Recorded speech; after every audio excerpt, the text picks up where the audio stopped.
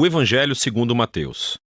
No primeiro vídeo, vimos como Mateus apresentou Jesus como o Messias da linhagem de Davi e como um novo mestre com autoridade como Moisés.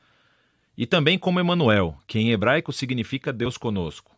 Depois que Jesus anunciou e ensinou a chegada do reino de Deus, e depois que ele trouxe o reino para a vida cotidiana do povo de Israel, vimos que Jesus foi aceito por muitos, mas rejeitado por outros, especialmente pelos líderes religiosos de Israel, os fariseus. Então, a grande pergunta é como esse conflito entre Jesus e os líderes de Israel se desenrolará. A próxima grande sessão, capítulos de 14 a 20, explora todas as diferentes expectativas que as pessoas têm sobre o Messias. Então Jesus continua curando pessoas enfermas e 2 vezes ele até milagrosamente fornece comida para as multidões no deserto. Uma é composta de judeus e a outra é uma multidão não judia. E esse sinal é muito semelhante àquilo que Moisés fez por Israel no deserto. E assim todas essas pessoas estão empolgadas com Jesus. Eles acham que ele é o grande profeta e o Messias, mas não os líderes religiosos. A visão que eles têm do Messias é baseada nas passagens que encontramos em Salmos 2 ou Daniel capítulo 2, sobre um Messias vitorioso que libertará Israel e derrotará os opressores pagãos. E do ponto de vista deles, Jesus é um falso mestre. Ele está blasfemando sobre quem ele é. E então, há histórias aqui sobre eles aumentando sua oposição, tramando um plano para matá-lo. E assim, em resposta, Jesus se retira. E começa a ensinar a seus discípulos mais próximos o que significa ser o Messias de Israel, porque ele não é quem as pessoas estão pensando. Então Jesus pergunta a seus discípulos no capítulo 16, quem vocês acham que eu sou? E Pedro dá a resposta certa aparentemente. Ele diz, bem, você é o Messias, o Filho do Deus vivo. Contudo, fica claro que Pedro está pensando em um rei que reinará vitoriosamente através do poder militar.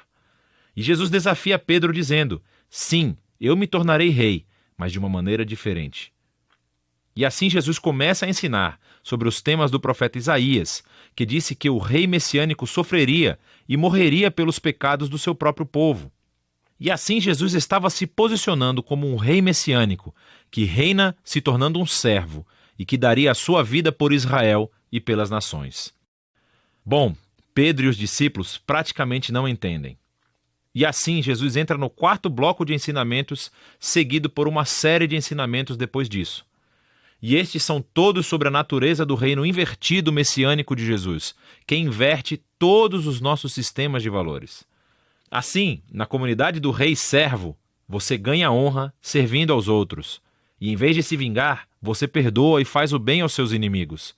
E no reino de Jesus, você ganha verdadeira riqueza, dando a sua riqueza aos pobres.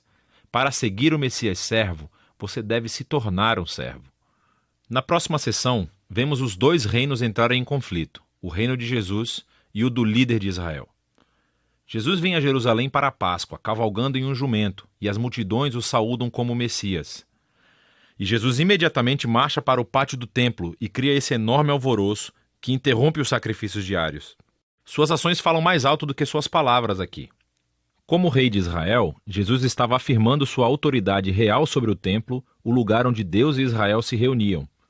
E na visão de Jesus, o templo foi comprometido pela hipocrisia dos líderes de Israel. E aqui ele está desafiando a autoridade deles e, naturalmente, eles estão profundamente ofendidos. E assim, eles tentam encurralar Jesus e envergonhá-lo no debate público, mas falham. Então eles acabam decidindo que ele deve ser morto. Em resposta, Jesus entrega seu bloco final de ensinamentos. Primeiro ele oferece uma crítica impetuosa aos fariseus e sua hipocrisia. E depois ele chora por Jerusalém e a sua rejeição a Deus e o seu reino. Então Jesus se retira com os discípulos e começa a dizer-lhes o que acontecerá. Ele será executado por esses líderes, mas ao fazer isso, eles criarão a sua própria morte. Porque, em vez de aceitarem o caminho de Jesus para o reino pacífico, eles tomarão o caminho da revolta contra Roma. E assim Jerusalém e o seu templo serão destruídos. Porém, Jesus diz que este não é o fim da história. Ele será vindicado após a sua morte por sua ressurreição. E um dia ele retornará e estabelecerá o seu reino sobre todas as nações. E assim, enquanto isso, os discípulos precisam ficar alertas e permanecer comprometidos em apenas anunciar Jesus e o seu reino e espalhar as boas novas. E assim, com tudo isso nos ouvidos dos discípulos, a história chega ao clímax. Naquela noite, Jesus chama os discípulos e celebra uma refeição de Páscoa com eles. A Páscoa reconta a história do resgate de Israel da escravidão através da morte do Cordeiro Pascal. E Jesus toma o pão e o vinho desta refeição como novos símbolos, mostrando que a sua morte será um sacrifício que redimiria o seu povo da escravidão, do pecado e do mal. Depois da refeição, Jesus é preso e é levado a julgamento perante o Sinédrio, um conselho de líderes judeus, e eles rejeitam a sua pretensão de ser o Messias. Eles o acusam de blasfêmia contra Deus. Então Jesus é levado perante o governador romano, Pilatos, e ele acha que Jesus é inocente, mas cede à pressão dos líderes judeus e sentencia Jesus à morte por crucificação. Então Jesus é levado pelos soldados romanos e crucificado. Você notará aqui nessa seção que, assim como Mateus fez nos capítulos iniciais, ele aumenta o número de referências ao Antigo Testamento. Ele está tentando mostrar que a morte de Jesus não foi uma tragédia ou um fracasso, mas sim o surpreendente cumprimento de todas as antigas promessas proféticas. Jesus veio como o Messias servo mencionado por Isaías. Ele foi rejeitado pelo seu próprio povo, mas em vez de julgá-los, ele foi julgado em seu lugar, suportando as consequências dos seus pecados. Então, a cena da crucificação chega ao fim e o corpo de Jesus é colocado em um túmulo. Mas o livro termina com uma reviravolta surpreendente, o último capítulo. Os discípulos descobrem no domingo de manhã que o túmulo de Jesus está vazio. E então, de repente, as pessoas começam a ver Jesus vivo dentre os mortos. E o livro conclui com Jesus ressuscitado, dando um ensinamento final, chamado a Grande Comissão. Jesus diz que agora ele é o verdadeiro rei do mundo. E assim, ele envia seus discípulos para todas as nações com as boas novas de que Jesus é o Senhor. E que qualquer um pode se unir ao reino sendo batizado e seguindo seus ensinamentos.